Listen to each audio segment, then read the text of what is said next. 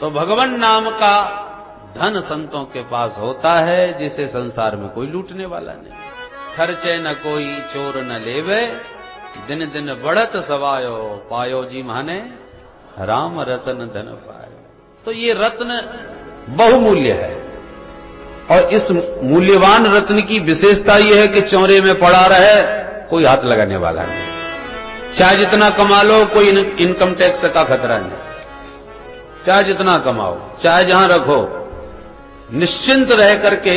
नहीं तो धन की सबसे बड़ी समस्याएं होती, जितना धन बढ़ा उतनी समस्या बढ़ी। तो सांसारिक धन तो समस्याएं लेके आता है, पर भगवान नाम का धन तो चाहे जितना कमाओ और भक्कड़ बन के डोलो, कोई खतरा नहीं। परम पूज्य श्री देवरहा बाबा, परम पूज्य श्री कल्याण देव जी महाराज फटे पुराने वस्त्रों में घूम रहे हैं। बाबा किन्हीं के पास तो कपड़े ही नहीं होते, पर ऐसी कौन शक्ति नहीं जो उनके सामने सिर झुकाने ना आता हो। इस नाम धन की यही विशेषता है। इस देखो भाई, रुपया हर जगह चलेगा, कोई आवश्यक नहीं, आपके भारत में ही चलेगा। हर देश की अलग अलग मुद्राएं होती हैं, और जिस देश में जाओगे उस देश की मुद्रा आपको लेनी पड़ेगी। आपकी मुद्रा सब जगह नहीं चलेगी, पर भगवान नाम की मुद्रा का चमत्कार है, ये यहां भी चलती है, वहां भी चलती है। कहीं भी जाओ, ये मुद्रा इतनी मूल्यवान है कि सब जगह चलती है। इसलिए सनकादिक नारद जी को टोकते हुए कहते, नारद जी तुम तो परम संत हो, तवेदम मुक्त संगस्य नोचितम। तुम जैसे मुक्त संग महात्मा जो भगवान नाम की मुद्रा को ही अपना परम धन मानते हैं, जिसको दुनिया में कोई छूने वाला नहीं, तो फिर तुम्हारा क्या लुट गया जो मुंह लटकाए घूम रहे हो? नोचितम, तो बिल्कुल उचित नहीं है कि तुम जैसे संत मुंह लटकाए घूमे। अरे भाई, व्यक्ति बीमार होता है तो डॉक्टर के पास आता है, और पता चला डॉक्टर साहब खुद बीमार पड़े, तो अब बताओ मरीज पर क्या बीतेगी। तो संसारी प्रपंचों से परेशान पीड़ित होकर संतों के पास आते हैं शांति पाने के लिए। पता चला महाराज जी खुद टेंशन में बैठे हैं, तो संसारियों का इस पर क्या प्रभाव पड़ेगा। इसलिए नारद जी को टोका सनकादिकों ने, तवेदम मुक्त संगस्य नोचितम पद कारण। नारद जी तुम्हारे पास तो एक झोंपड़ी भी नहीं है जहां बैठ के आराम करो, क्योंकि 2 घड़ी से ज्यादा कहीं टिकने वाले नहीं, तो झोंपड़ी कहां बनाओगे। इसलिए तुम एकदम मुक्त संग महात्मा होकर के भी ऐसे घूमो, ये अच्छा नहीं है। क्या बात है हमें बताओ। तब नारद जी ने अपनी सारी समस्या हाथ जोड़ के विस्तार से अपने अग्रजों को सनकादिकों को बताई। बोले भैया सुनिए, संसार में एकमात्र भूमंडल और भारत भूमि ऐसी है जहां पर भगवान की दिव्य कथा सुधा पान करने को मिलती है। तो भगवत कथामृत पान करने, सत्संग करने मैं इस भूमंडल पर आया, पर इस भारत भूमि में मैंने सर्वत्र भ्रमण करके देख लिया, मेरे को कहीं सत्संग लाभ नहीं मिला। सनकादिक बोले ऐसे घूमने से थोड़ी सत्संग मिलेगा, तीर्थों में जाओ, तीर्थ भूमियों में सत्संग और साधु संत मिलते। नारद जी बोले तो मैं दिल्ली बंबई थोड़ी घूमा था, तीर्थों में ही गया था। किन किन तीर्थों में गया? बोले कोई नहीं छोड़ा महाराज, पुष्करम च प्रयागम च काशीं गोदावरीं तथा हरिक्षेत्रम कुरुक्षेत्रम श्रीरंगम सेतुबंधनम एवमादिषु तीर्थेषु भ्रममाण इतस्ततः। इन सारे तीर्थों में मैंने इधर से उधर भ्रमण किया, पर ना पश्यम कुत्रचित् क्षरमा मनः संतोष कारकम। मेरे मन को शांति मिले, मुझे दिव्य भगवान की कथा सुनने को प्राप्त हो, ऐसा कहीं भी वातावरण मुझे नहीं मिला। जब कहीं भी सत्संग लाभ तीर्थों में नहीं मिला, मैं बहुत परेशान हो गया, अशांत हो गया। मैंने फिर संतों को ढूंढना प्रारंभ किया, क्योंकि संतों के यहां सत्संग मिलेगा। फिर बोले पाखंड निरता संतः विरक्ता सपरिग्रह मैंने देखा संतों में पाखंड की प्रवृत्ति होती जा रही है। पाखंड मतलब पापस्य खंड पाखंड, जो पाप का ही एक खंड है, एक अंग है। तो जिसको धर्म का अंग होना चाहिए वो पाप का अंग बनता जा रहा है। पाप में प्रवृत्ति, जिनको विरक्ता सपरिग्रह, मैंने विरक्तों के बड़े बड़े भवन देखे। ये बंगला किसका है? बोले त्यागी जी महाराज का। ये बच्चे किसके हैं? बोले ब्रह्मचारी जी महाराज के। और ये इतना हल्ला कहां मच रहा है? बोले मौनी बाबा के आश्रम में। बोलो राधे राधे। मैंने देखा रे राम राम। फिर मैंने सोचा कि चलो गृहस्थों को देख लेते हैं, शायद इनकी यहां शांति हो। तो मैं गृहस्थों के यहां भी गया। फिर क्या देखा? बोले तरुणी प्रभुता गे श्यालको बुद्धिदायक, कन्या विक्रेणो लोभात दंपतीना च कल्कन। मैंने देखा कि देवी जी के हाथ में जब तक तिजोरी की चाबी नहीं पड़ी तभी तक सास ससुर की सेवा है, और जहां अधिकार उनके हाथ में आए कि स्वामी जी के कान भूख दिए, सुनो जी मैं आपके लिए अपने माता पिता सखी सहेली भाई बंधु सब छोड़ के चली आई, अब आप भी अपने माँ बाप की जल्दी छुट्टी करो। मैंने भी जोड़े, आप भी जोड़ो। तरुणी प्रभुता आगे है, उसका प्रभुत्व चलता है।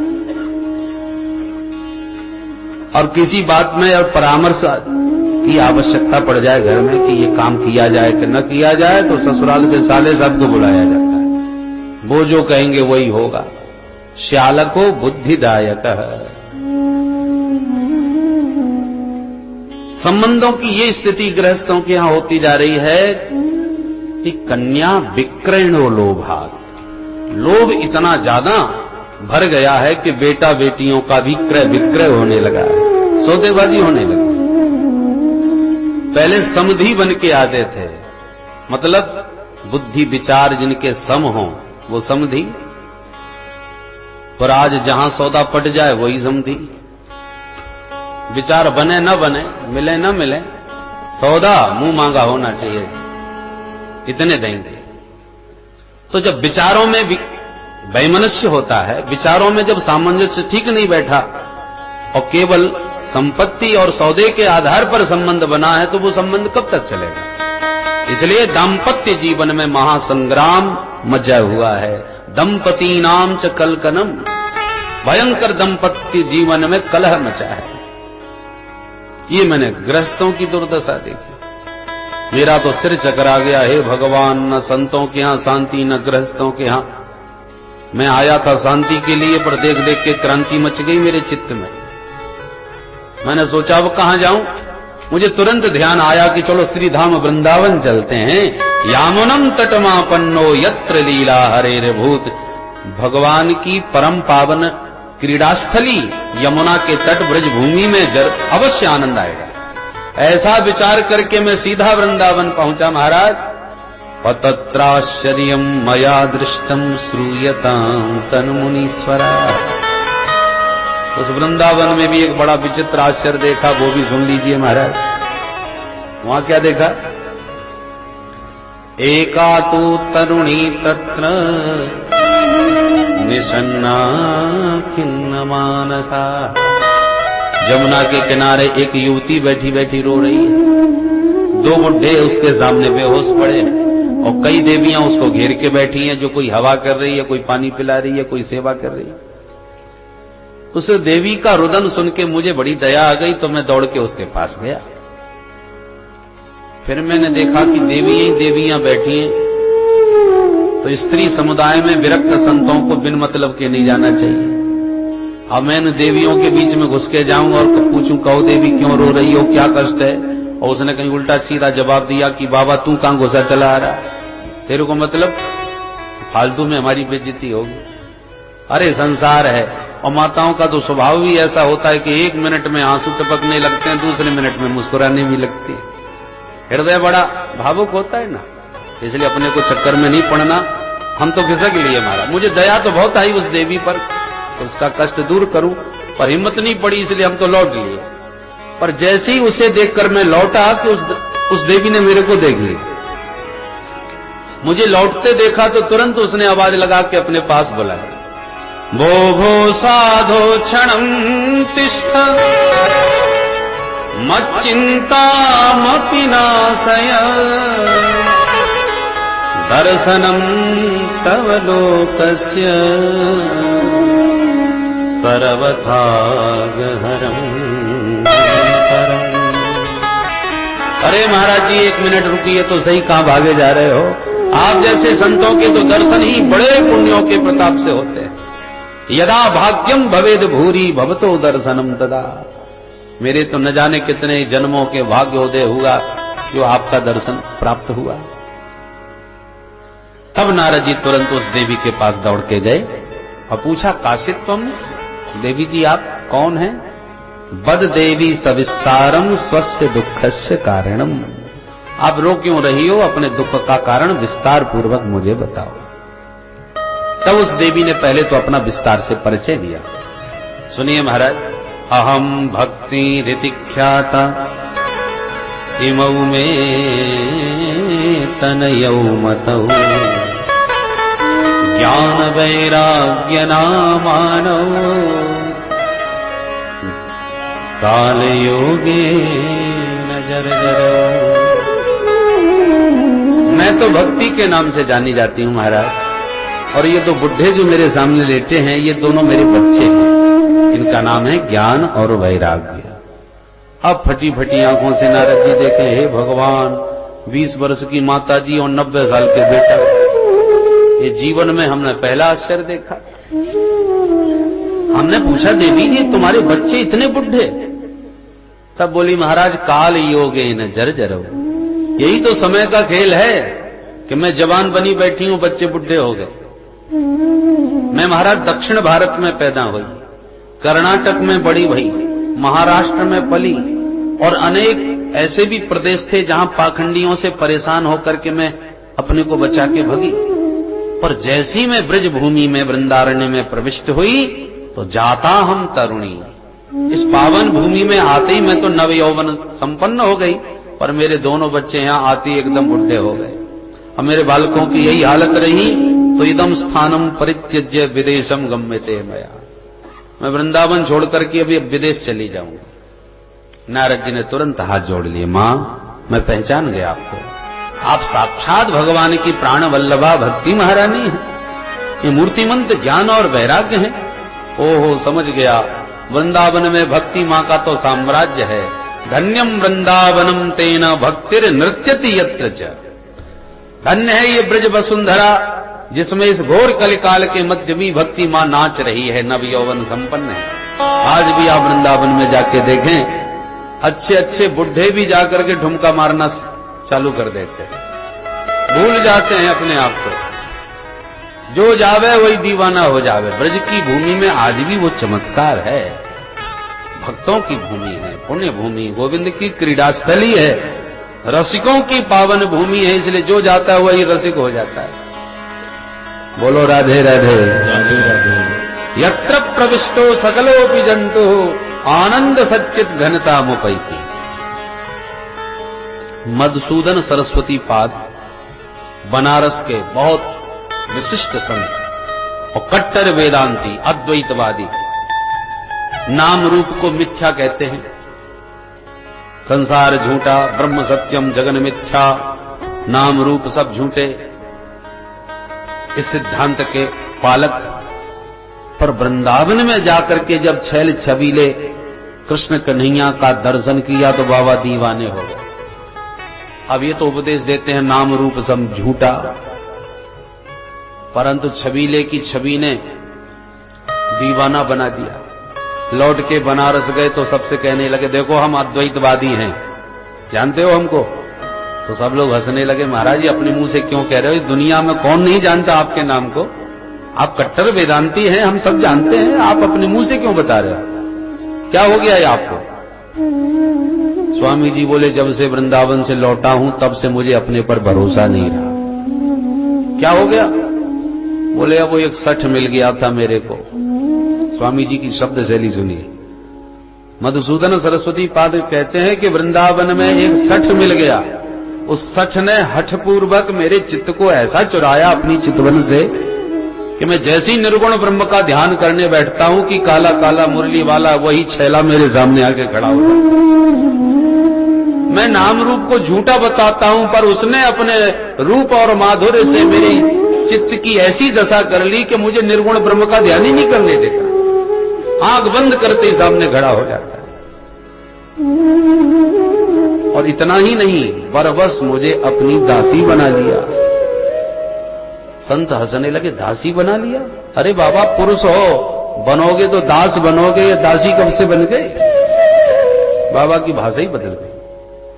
स्वामी जी का वचन, अद्वैत बीथी पथ कई रूपास्या, स्वराज्य सिंहासन लब्ध दीक्षा, पर सठेन केनापि वयम हठेन, दासी कृता गोप वधू बेटेन। वो गोप वधू के बेटा ने मुझे अपनी दासी बना लिया, हठ पूर्वक छल गया। ऐसे दीवाने हो गए स्वामी जी महाराज, भूल गए अपने आप को। कहने का तात्पर्य है कि वृंदावन धाम में आज भी वो चमत्कार है। ये बात पुरानी नहीं है। मधुसूदन सरस्वती जी महाराज श्री तुलसीदास जी के समकालीन संत हैं, गोस्वामी तुलसीदास जी महाराज। क्योंकि गोस्वामी तुलसीदास जी महाराज की रामायण पर मधुसूदन सरस्वती पाद ने टिप्पणी की। जिस समय बनारस में विरोध होने लगा रामायण का, रामचरितमानस का, इतने ग्रंथ हैं संस्कृत में रामचरित रामायण के, अरे बाबा ने ये क्या हिंदी में दोहा चौपाइयों में रामचरित गाया। स्वामी जी आप बताइए, आपको ये ग्रंथ कैसा लगता है? स्वामी जी से निर्णय करवाया, प्रकांड विद्वान, वेद वेदांत में निष्णात। चूंकि अद्वैतवादी थे, ज्ञान पक्ष के थे, और रामचरितमानस में भक्ति का बाहुल्य है, तो विद्वानों ने इनके ऊपर निर्णय छोड़ा कि ये निश्चित रूप से इस पर कोई न कोई टिप्पणी ऐसी करेंगे कि हमको कुछ कहने का मौका मिले। स्वामी जी से कहा, आप ही देखिए महाराज जी क्या लिख रखा है। स्वामी जी बोले, पहले पढ़ लूं, उसके बाद में कुछ कहूंगा। स्वामी जी महाराज ने रामचरितमानस का अवलोकन किया। फिर विद्वानों ने पूछा, महाराज आप बताइए आपको कैसा लगा? स्वामी जी इतने गदगद हो गए, क्योंकि गोविंद के रस में डूबे हुए थे, भक्ति का रंग चढ़ा हुआ था। इसलिए स्वामी जी ने तुरंत रामचरितमानस पर टिप्पणी करते हुए कहा, आनंद कानने यस्मिन जंगमस तुलसी तरुः, कविता मंजरी भाति राम भ्रमर भूषितः। अर्थात इस बनारस के बगीचे में, इस बनारस के बगीचे में आनंद कानने यस्मिन जंगमस तुलसी तरुः, ये तुलसीदास बाबा है ना, ये चलता फिरता तुलसी का तरवर है, और ठाकुर जी को तुलसी से बड़ा प्यार है। तो स्वामी जी कहते हैं बनारस के बगीचे में तुलसीदास बाबा तुलसी का तरवर बना भ्रमण कर रहा है, और इस तुलसीदास बाबा के तरवर में से कविता मंजरी भाती, तुलसी में जो मंजरी होती है वो और भी भगवान को अधिक प्यारी लगती है। तो तुलसीदास बाबा की कविता रूपी ये रामचरितमानस की जो मंजरी प्रकट भई है, इस मंजरी का चमत्कार यह है कि राम भ्रमर भूषितः, राम जी भौरा बने सदा इस पर मंडराते ही रहते हैं। इस मंजरी का रसपान कर रहे हैं श्री राम जी महाराज भौरा बन करके। इस टिप्पणी को सुन करके सारे विद्वानों का सिर झुक गया, और तब से गोस्वामी जी महाराज की रामचरितमानस का तहलका मच गया। बोलो जय सिया राम, जय सिया राम।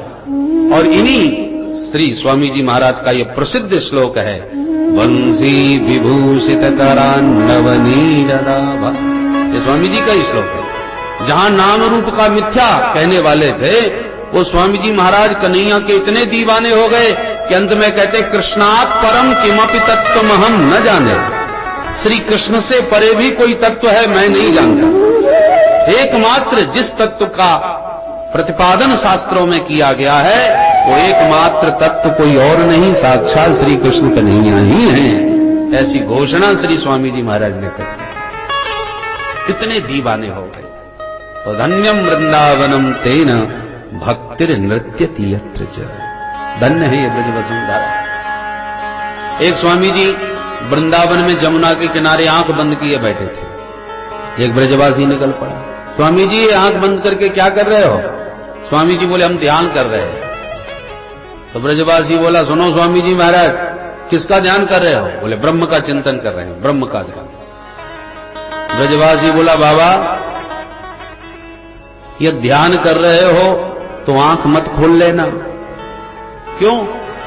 बोले कहीं तेरी आंख खुल गई और वह टेढ़ी टांग वाले को तेने देख लियो तो ध्यान व्यान करवो सब भूल जाएगा। तो ध्यान करवो चाहे तो आंख मत खोल, आंख बंद ही करे रही हो, क्योंकि यदि उसकी दृष्टि पड़ गई और तेरी दृष्टि मिल गई तो सबका ध्यान भूल करके उसी का दीवाना बन जाएगा, फिर आंख बंद करना भूल जाएगा, फिर तेरी आंख बंद नहीं होने वाली। ज्योनो तो ही नंद को मुखा, ज्योनो तो ही नंद को कुमार नाही दीख पर्यो, तोलो तू बैठ के ब्रह्म को विचार ले। जब तक उसे नहीं देखा तब तक ब्रह्म विचार कर ले। ये दीवानगी वृंदावन के कण कण में है। नारद जी बोले मां, इस कलिकाल में भी ब्रजभूमि में आपका साम्राज्य है, परंतु ज्ञान वैराग्य को वृंदावन में कोई पूछता नहीं है, इसलिए बेचारे यहां ये बुढ़े बने पड़े हैं। और दुखी न होइए माता जी, मैं नारद आपको शपथ पूर्वक वचन देता हूं, तदा न हम हरे दासो लोके त्वाम न प्रवर्तये। घर घर में जन जन में यदि ज्ञान वैराग्य के साथ आपकी स्थापना न करा दूं तो मैं हरि का दास न कहलाऊं। ये शपथ नारद जी ने ली। भक्ति मैया तो नारद जी के वचनों से गदगद हो गई। बड़ी महिमा भक्ति मैया ने गाई नारद जी की। धन्य हो नारद जी, आपने मुझे वचन दिया है तो अब मेरे बच्चे निश्चित स्वस्थ हो जाएंगे। जयति जगति मायां यस्य कायाधवस्ते, वचन रचनमेकं केवलं चाकलैः। ध्रुव पदमपि यातो यत्कृपातो ध्रुवोऽयम्, सकल कुशल पात्रं ब्रह्मपुत्रं नतासि। भक्ति मैया नारद जी की वंदना कर नारद जी जयति, आपकी जय हो। आपके ही वचन पर विश्वास करके आज ध्रुव जी महाराज आकाश में चमक रहे। आपके बताए हुए मार्गदर्शन पर चलकर प्रहलाद जी ने स्तंभ से नरसिंह प्रभु को प्रकट कर दिखाया था। जैसे ध्रुव प्रहलाद पर अनुग्रह करके आपने उन्हें परम भक्त बनाया, ऐसी मेरे इन बच्चों पर कृपा करो, मेरे ज्ञान वैराग्य को स्वस्थ करो। नारद जी बोले अभी लो माता जी। वेद वेदांत का पाठ प्रारंभ कर दिया नारद जी महाराज ने। चारों वेद, सारी उपनिषदें, भगवत गीता, सब कुछ सुनाया। गीता पाठेर मुहुर्मुहु, भगवत गीता का तो न जाने कितनी बार पाठ किया, पर ज्ञान वैराग्य को थोड़ी सी चेतना तो आई और फिर बेहोश। अब नारद जी चिंतित हो गए। मैंने इनको स्वस्थ करने की प्रतिज्ञा की है और परंतु मेरे पास तो जितनी जड़ी बूटी थी सब चटा दी, इनको तो बिल्कुल कोई फायदा नहीं हुआ। अब क्या होगा? जब चिंतित हो उठे तो आकाशवाणी हुई। व्योम वाणी तदैवा भूम मार्षे खित्यतामिति, उद्यम सफलस्तेयं भविष्यति न संशयः। नारद जी बिल्कुल आप दुखी न हो, आपका उद्यम निश्चित रूप से सफल होगा। नारद जी बोले तो इतना तो उद्यम कर रहा हूं, कोई फायदा तो होता ही नहीं। आकाशवाणी ने मार्गदर्शन किया, नारद जी सत्कर्म करो तभी ये स्वस्थ होंगे। नारद जी बोले तो अब तक मैं क्या कर रहा हूं? अरे वेद वेदांत सब सुना रहा हूं, ये सत्कर्म नहीं है क्या? कौन सा सत्कर्म करूं? आकाशवाणी ने कहा किसी संत से पूछो, वो बताएगा। नारद जी ने कहा देखो, न तो दवाई का नाम बताया न डॉक्टर का नाम बताया, या तो सत्कर्म का नाम बता दे आकाशवाणी के फलाना सत्कर्म करो तो हम करने लग जाए, अथवा किसी साधु का नाम लेते कि फलाने महात्मा के पास चले जाओ, वो बता देगा तो मैं चला जाऊं। अब कोई संत बताएगा तो न तो संत का नाम न सत्कर्म का नाम। नारद जी बोले अच्छा तो ढूंढते हैं, पता लगाते हैं आखिर कि आकाशवाणी ने मुझे किस सत्कर्म का संकेत दिया है। निकल पड़े नारद जी। जो भी साधु वैष्णव मिलता है, महाराज जी प्रणाम, कृपा करके आप बता सकते हैं सत्कर्म किसे कहते हैं? जिससे पूछते हैं वो हाथ जोड़ लेता। अरे नारद जी क्यों मेरा मजाक उड़ाते हो? ब्रह्मा के बेटा हो, दुनिया में घूमते हो, हमसे पूछ रहे हो सत्कर्म? भाई सामान्य व्यक्ति कोई ये कहे कि मेरे सिर में दर्द हो रहा है तो कोई भी कोई ना कोई दवा बता देगा, उपाय बता देगा। पर प्रसिद्ध डॉक्टर यदि कोई पूछे कि भैया मेरे सिर में दर्द हो रहा है क्या किया जाए, तो हर आदमी उससे हाथ ही जोड़ेगा, महाराज दुनिया के दर्द तुम दूर करते हो, हमसे पूछ रहे हो?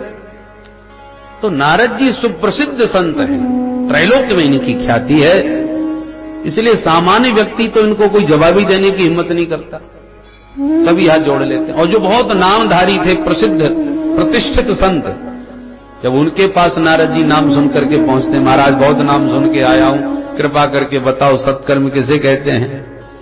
सुबह अपनी इज्जत रखने के लिए इशारा कर देते हैं, आजकल हमारा मौन व्रत चल रहा है, संकेत कर देते हैं, मौन खुलेगा तब बात करेंगे। मूकी भूतास्तथान्येतु कियंतस्तु पलायता। कुछ मौनी बाबा बन गए, कुछ दाएं बाएं खिसक गए, पर नारद जी को समाधान किसी ने नहीं दिया। तब नारद जी ने निर्णय लिया कि चलो अब बद्रीनाथ चलते हैं, बद्री विशाल में भगवान नर नारायण नित्य निवास करते हैं, उन्हीं को ढूंढेंगे और उन्हीं से पूछेंगे। ऐसा विचार करके महाराज मैं बद्रीनाथ में उन्हीं को ढूंढ रहा था, तब तक आप चारों भैया मिल गए। अब आपने जो मेरा मुंह लटकने का कारण पूछा वो मैंने विस्तार से आपको सब बता दिया कि मैं भक्ति मां को वचन दे के आया हूं कि ज्ञान वैराग्य को स्वस्थ करके ही रहूंगा, और मेरे सारे प्रयास व्यर्थ हो गए हैं।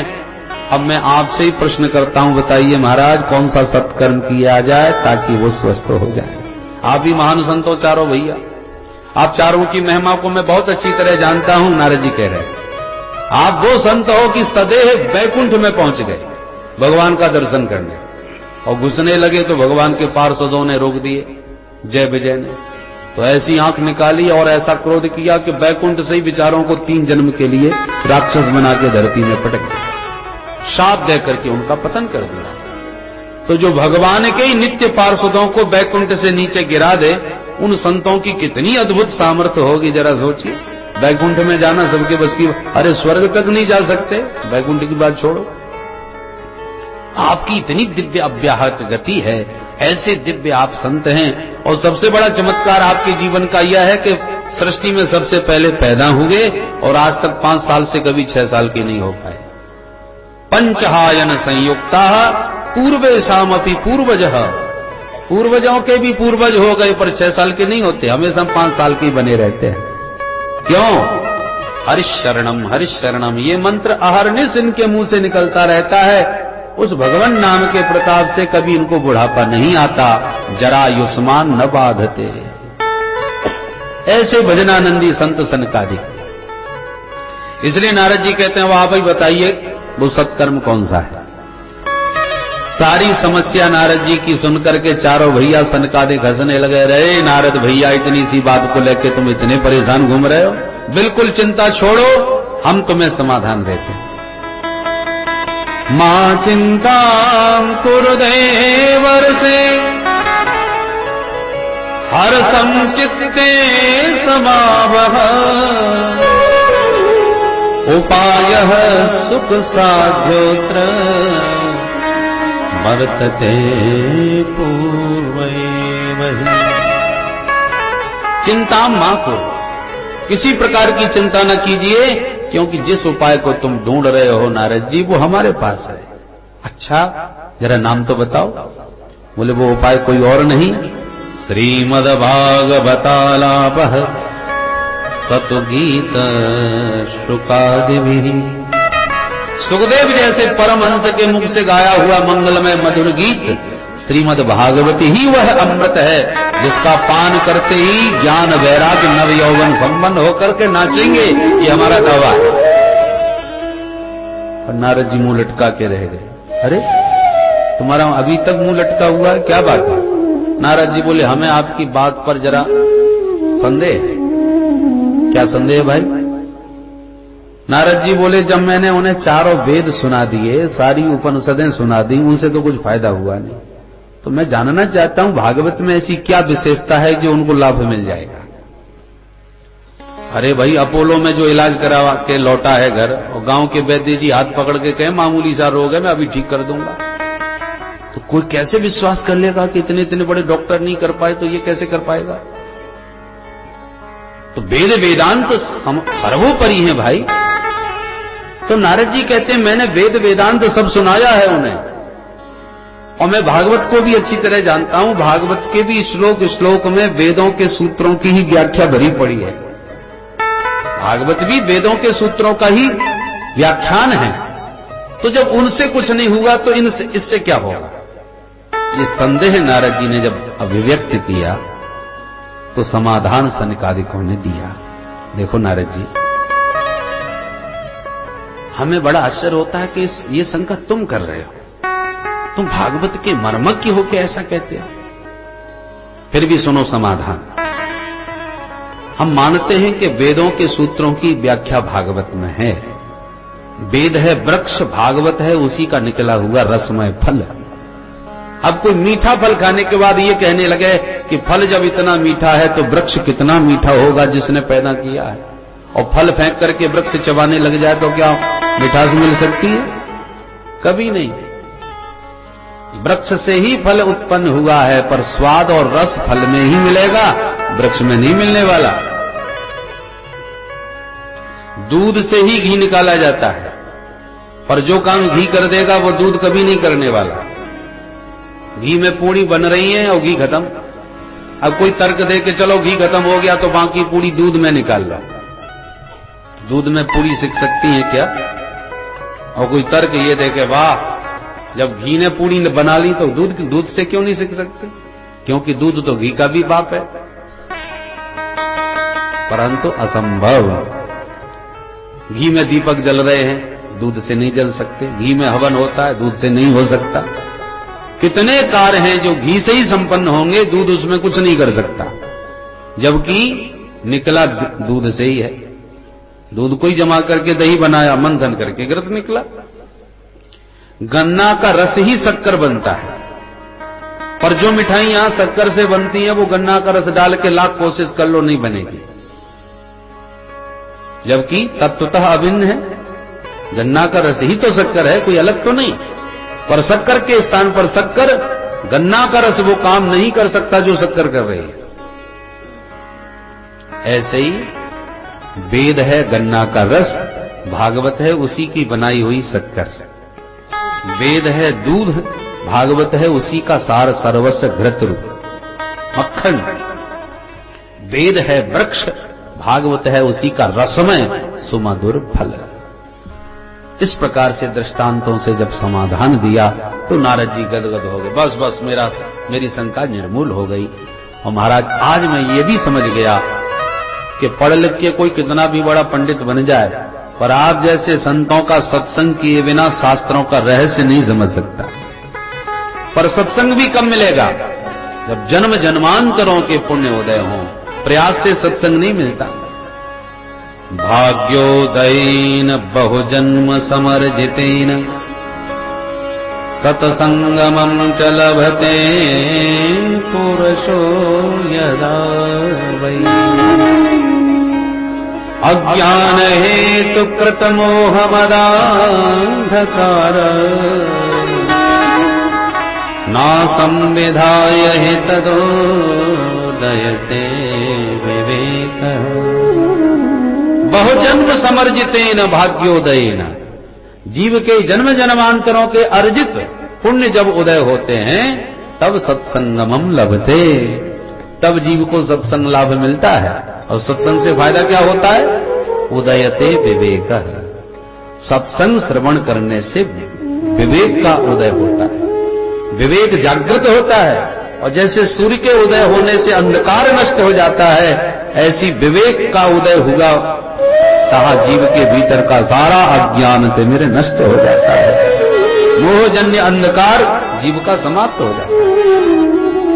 इसी बात को हमारे गोस्वामी जी कहते हैं, बिनु सत्संग विवेक न होई, बिनु सत्संग विवेक न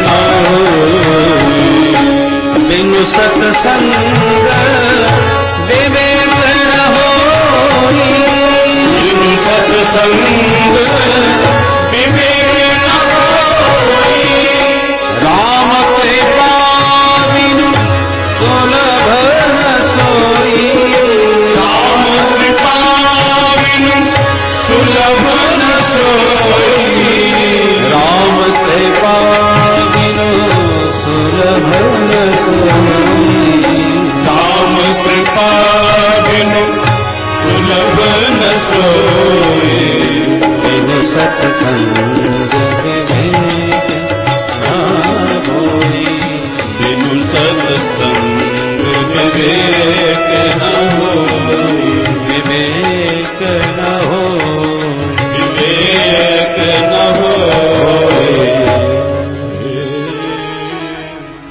यह सर आवत अति कठिनाई, राम कृपा बिनु आव न जाई।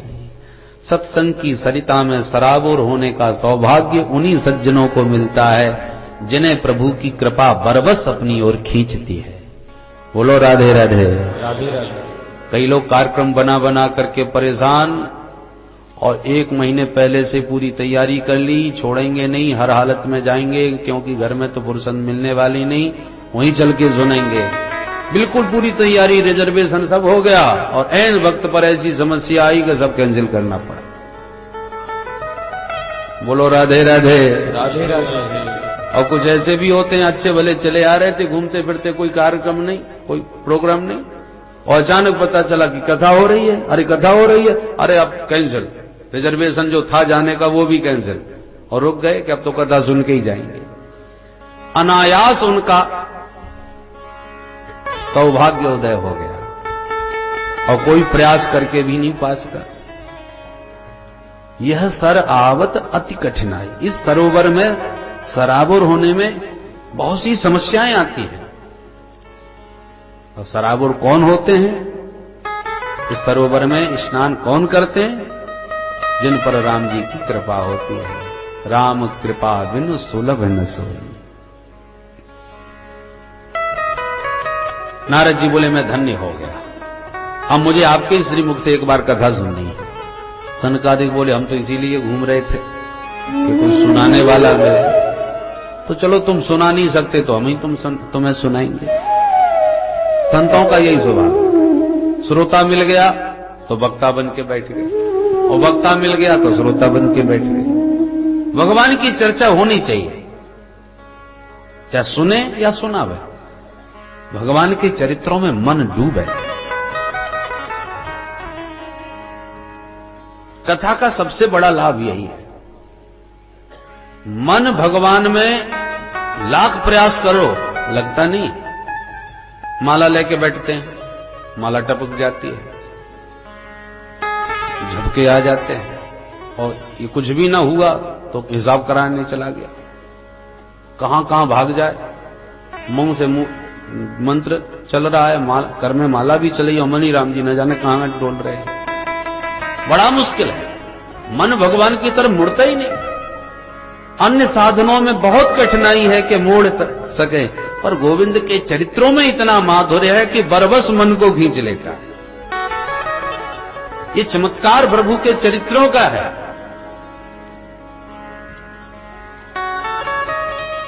देखिए लोहा कितना कठोर होता है, उसको कोई मोड़ना चाहे संभव नहीं, और उसी लोहे से कुल्हाड़ी आदि हथियार बनते हैं। तो ये आकार लोहे को कैसे मिल जाता है? बोले पहले उस लोहे को तपाया जाता है आग में, जब खूब लाल हो जाए तो द्रवीभूत हो जाता है लोहा। बहुत आग में तपने के बाद उसमें आर्द्रता आ जाती है, और जब लोहा पिघल रहा हो आग में, उसी वक्त एक हथौड़ा मारो, जिधर चाहो उधर मुड़ जाए, जैसा चाहो वैसा बना दो।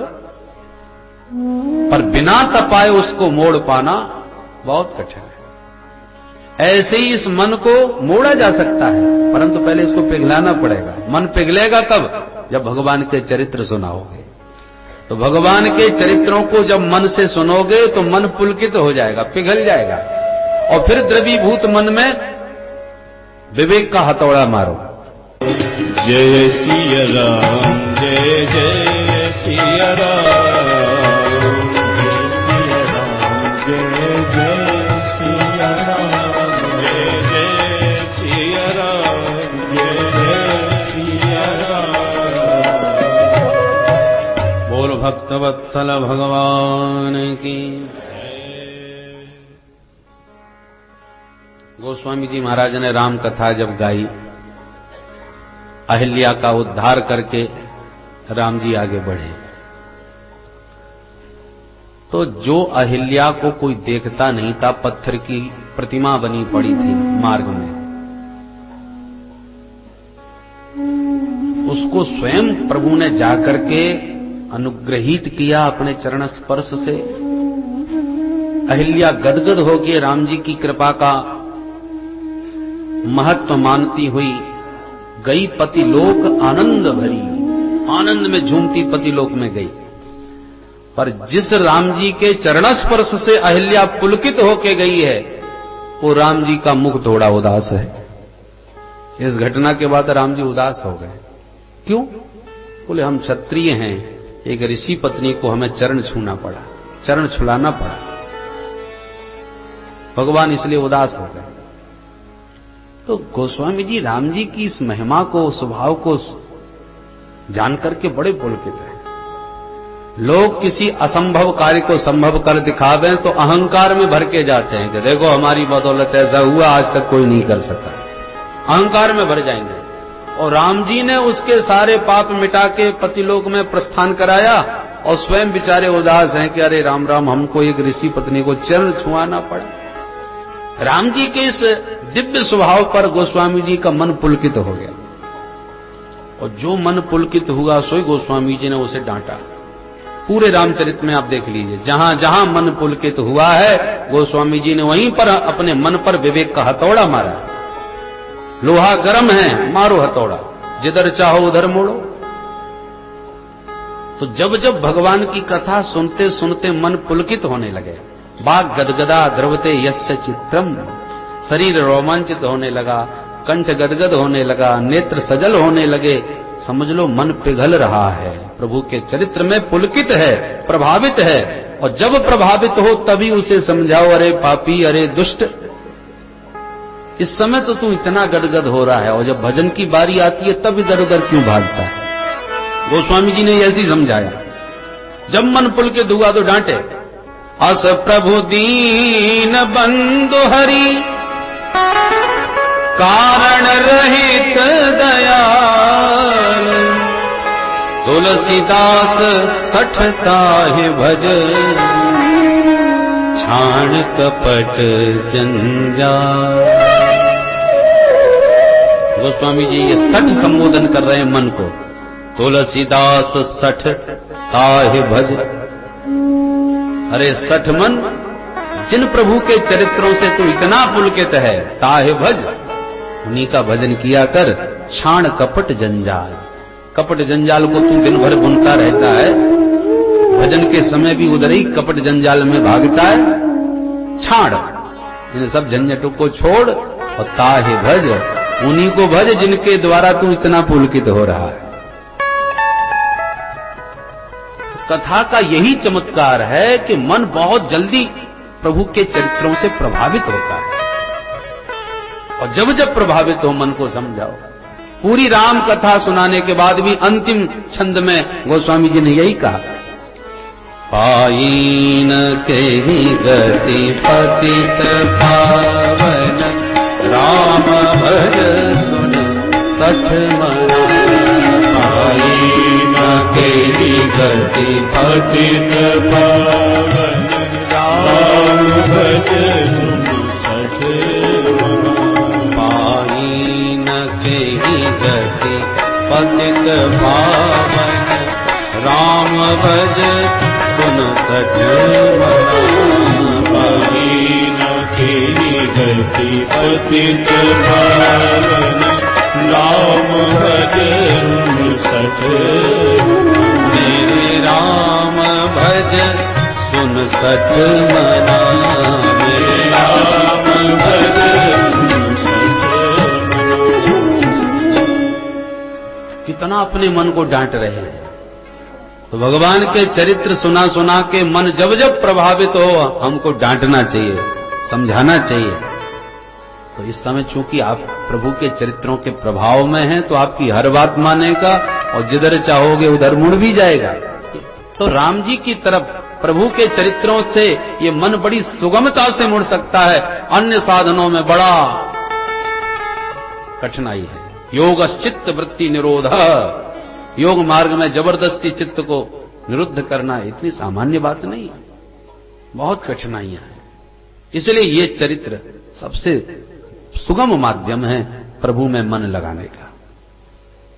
इनका तो नाम ही कृष्ण है, कर सयतीति कृष्ण। जो बरबस मन को अपनी ओर आकर्षित कर ले, उसी का नाम तो कृष्ण है। आकृष्ट करने में परम निपुण है। कृष्ण शब्द में का के नीचे जो री लगाई जाती है ना, मछली पकड़ने का कांटा ऐसा ही होता है। आपने देखा होगा मछली पकड़ने वाले एक लोहे की बंसी जो टेढ़ी होती है, जिसमें कुछ खाद्य पदार्थ लगा के पानी में डाल दिया, मछली ने पाया और कांटा फंस गया। मछली चाहे जितनी छटपटा ले, अब बचने वाली नहीं है। तो जैसे मल्लाह डोर में बंसी के माध्यम से मछली को फंसाता है, ऐसे ही माधव अपनी तिरछी चितवन से बंसी का स्वर फूंक करके जीव के मन रूपी मछली को फंसाते रहते हैं। जिसके मन मत्स्य को फंसाना हो, उसी को बंसी की तान सुना देते हैं, और जिसके कान में बंसी की तान पड़ी, वही समस्त भान भूल जाता है और उसका मन माधव का सर्वदा के लिए हो जाता है। मीरा की तरह दीवाना बन जाता है। मेरे तो गिरधर गोपाल दूसरों। एक वो है जो दुनिया को छोड़ करके फिर भगवान की साधना में संलग्न होने के लिए वन में जाते हैं, परंतु छोड़ पाना इतना सरल थोड़ी है। तन से छूट गया तो मन से संसार फंसा हुआ है, ऐसा हो सकता है। परंतु माधव की मुरली की तान जिसने सुन ली, उनके पावन चरित्र को जिसने सुन लिया, उसे संसार छोड़ना नहीं पड़ता, संसार अपने आप ही छूट जाता है। क्योंकि माधव इतना प्रिय लगने लगता है, माधव में मन इतना रम जाता है, रच पच जाता है कि मेरे तो गिरधर गोपाल, जहां ये स्थिति बनी तहां दूसरों न कोई, अपने आप ही दूसरे सब छूट गए। मीरा जी को सबने समझाया, मीरा जी तुम एक राजघराने की महिला हो, घर में रहो और परिवार के बीच में ही अपना भजन साधन करो, ताकि मर्यादा भी घर की बनी रहे। मीरा जी ने कहा क्या करूं, उस टेढ़ी टांग वाले ने ऐसा फंसाया है कि तात मात भ्रातृ बंधु आपनो न कोई, छाण दई कुल की कानी कहा करे है कोई, संतन ढिंग बैठ बैठ लोक लाज खोई, मेरे तो गिरधर गोपाल दूसरों न कोई। जिनको त्यागना बड़े बड़े संतों के लिए कठिन होता है, पर बंसी की तान ने 1 मिनट में मीरा का सब कुछ छोड़ा दिया। इसलिए कन्हैया टेढ़े बन के आए हैं, हम सबके मन को फंसाने के लिए, क्योंकि टेढ़े में ही मछली बचती है बंसी से। राम जी तो बेचारे बहुत सीधे सच्चे हैं, राम जी का हर काम सीधा सीधा मिलेगा, नाम सीधा राम, कोई भी आराम से बोल सकता है, और इनका हर काम टेढ़ा। कृष्ण अच्छे भाले बोल ना पावे बेचारे, कृष्ण शब्द का शुद्ध उच्चारण सब लोग नहीं कर पाते। किशन बोलेंगे, किशन। भारत का प्रसिद्ध शहर है कृष्णगढ़, कहां कृष्णगढ़ कोई बोल ही नहीं पाता, किशनगढ़। तो कृष्ण नाम ही इतना टेढ़ा जो बोलने में ना आवे ठीक से, और जैसी नाम से टेढ़े वैसी देखने में भी टेढ़े। राम जी जहां मिलेंगे सीधे, और श्याम जी जहां मिलेंगे नीचे से ऊपर तक टेढ़े, चरण टेढ़े, कमर टेढ़ी, गर्दन टेढ़ी, मुकुट टेढ़ा, नीचे से ऊपर।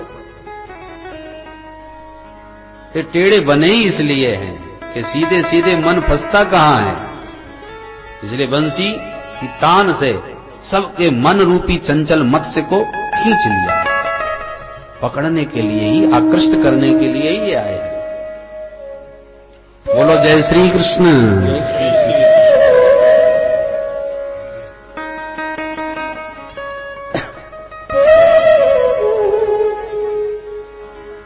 सनकादिक आज नारद जी से कहते हैं, नारद जी हम तो इसीलिए घूम रहे थे कि कुछ सुनाने वाला मिले। चलो कोई बात नहीं, तुम सुनने के वो तैयार हैं तो हम सुनाने के लिए तैयार हैं। तो कथा कहाँ होनी चाहिए?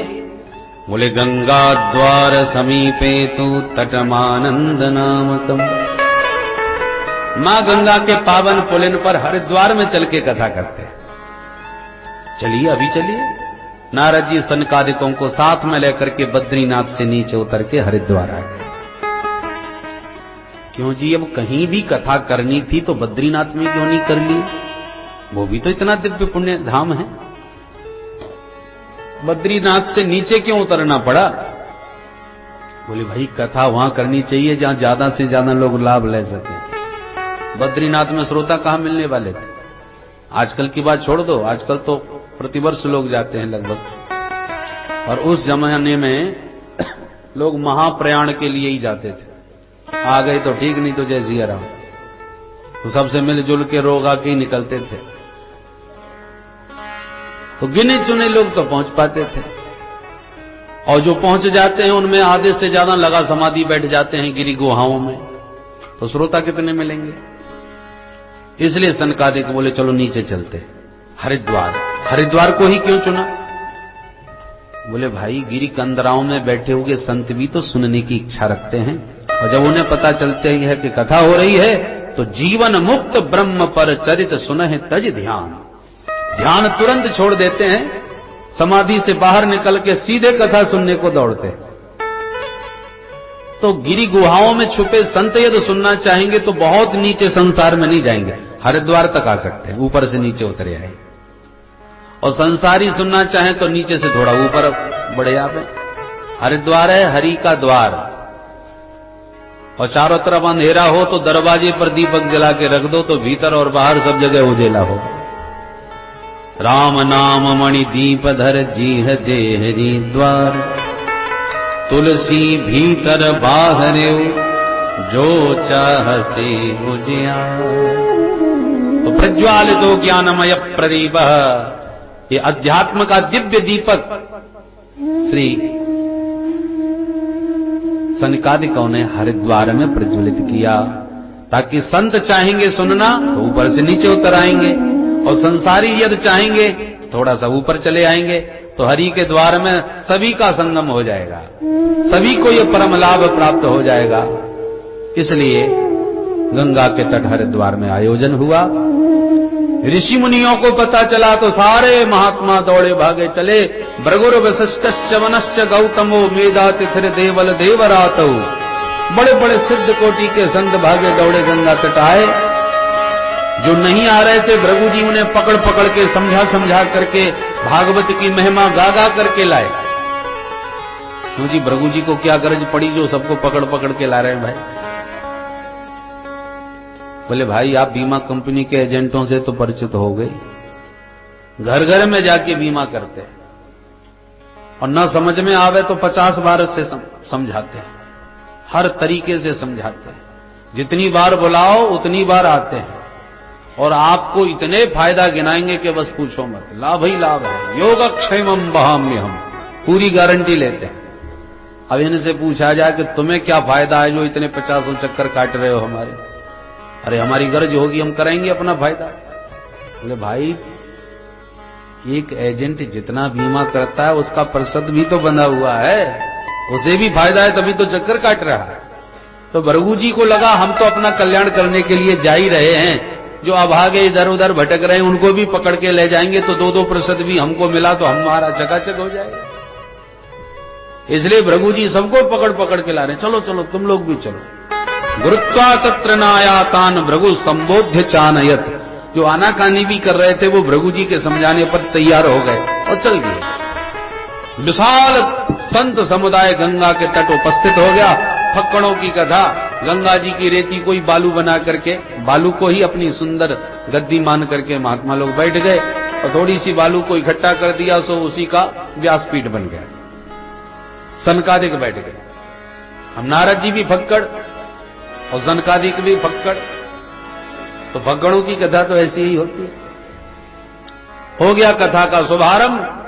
अब तो महात्माओं के बीच जय जयकार होने लगी गंगा के तट पर। बोल गंगा मैया की जय।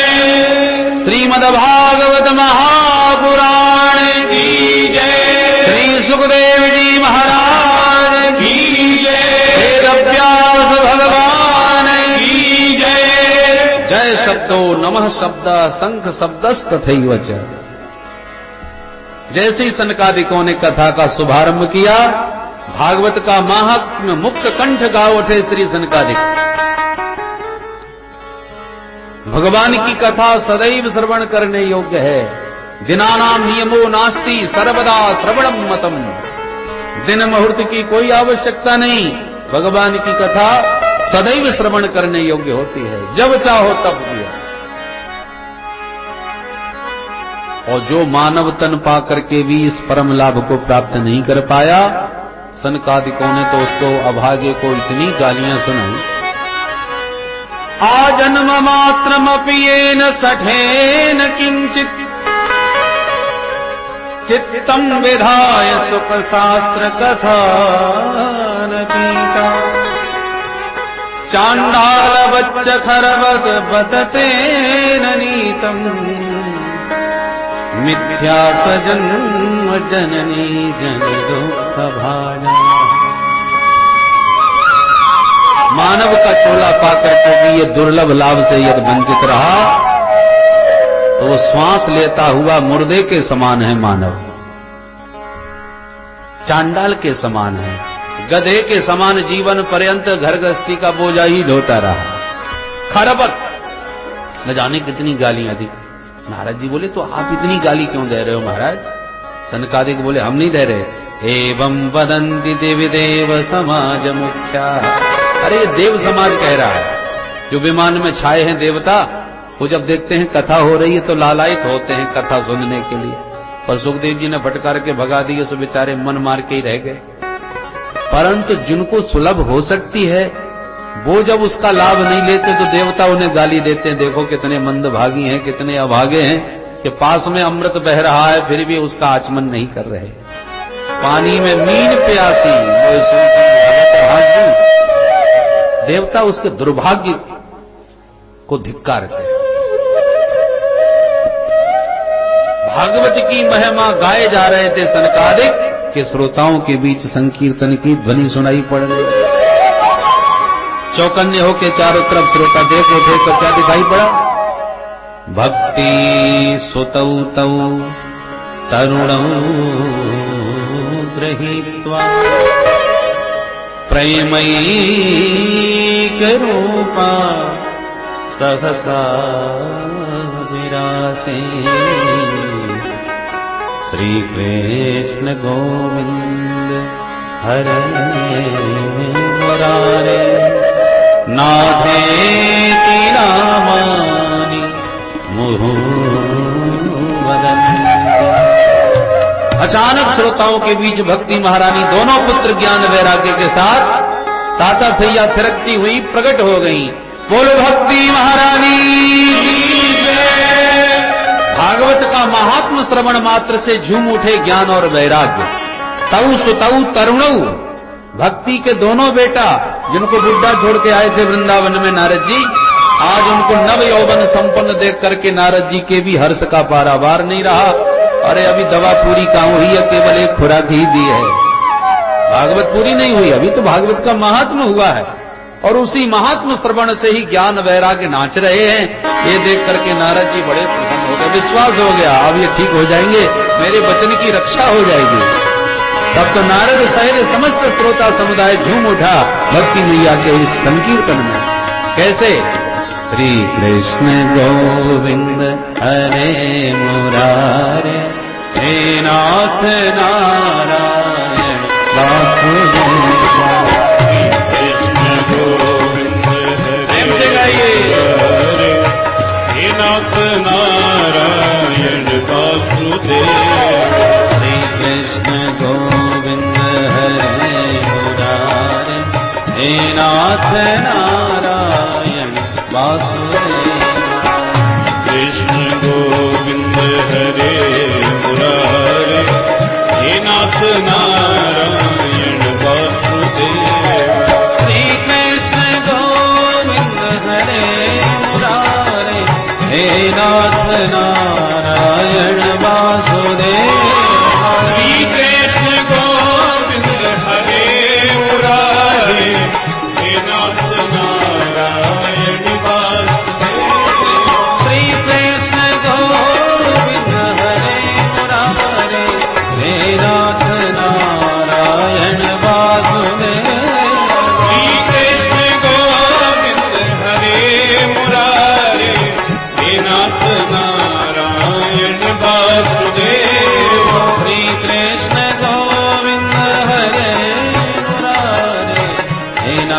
नारायण वासुदेव। श्री कृष्ण गोविंद हरे मुरारे, हे नाथ नारायण वासुदेव। जय जय गोविंद हरे मुरारे, हे नाथ नारायण वासुदेव। श्री कृष्ण गोविंद हरे राधे मुरारे, राधे हे नाथ नारायण वासुदेव। श्री कृष्ण गोविंद हरे मुरारे, हे नाथ नारायण वासुदेव। श्री कृष्ण गोविंद हरे मुरारे, हे नाथ नारायण वासुदेव। हे नाथ नारायण वासुदेव। हे नाथ नारायण वासुदेव। हे नाथ नारायण वासुदेव। हे नाथ नारायण वासुदेव। हे नाथ नारायण वासुदेव। हे नाथ नारायण वासुदेव। हे नाथ नारायण वासुदेव। हे नाथ नारायण वासुदेव। हे नाथ नारायण वासुदेव। हे नाथ नारायण वासुदेव। हे नाथ नारायण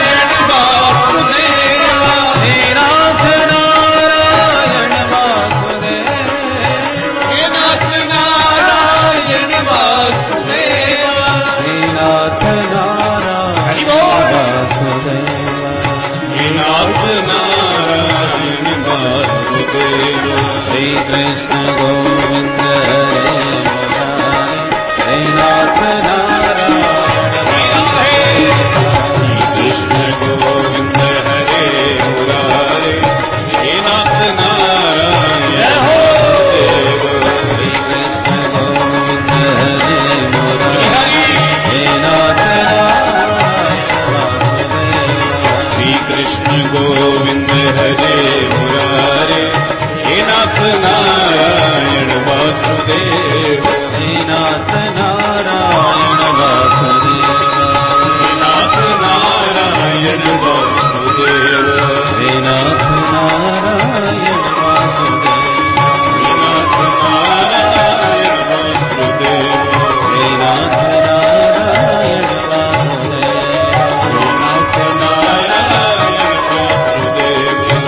नाथ नारायण वासुदेव। हे नाथ नारायण वासुदेव। हे नाथ नारायण वासुदेव। हे नाथ नारायण वासुदेव। हे नाथ नारायण वासुदेव। हे नाथ नारायण वासुदेव। हे नाथ नारायण वासुदेव। जय जय राधे राधे राधे राधे राधे राधे भजो राधे राधे राधे। जय राधे राधे राधे भजो राधे राधे राधे। हे राधे राधे राधे भजो राधे राधे राधे।